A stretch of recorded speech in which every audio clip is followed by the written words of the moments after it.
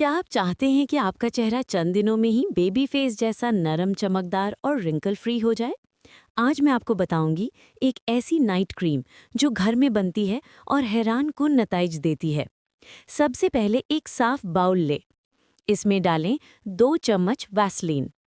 अब इसमें शामिल करें 2 चम्मच बेबी ऑयल। बेबी ऑयल जिल्द को डीप मॉइस्चराइज करता है, स्किन को काम करता है और एजिंग के आसार आने से रोकता है।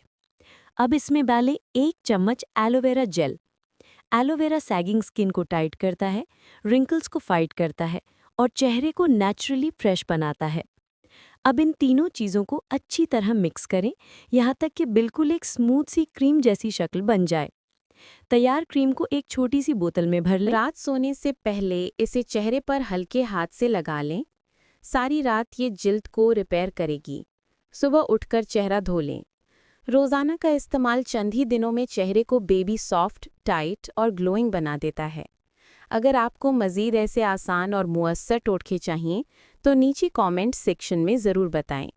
और वीडियो पसंद आए तो लाइक और शेयर करना ना भूलें।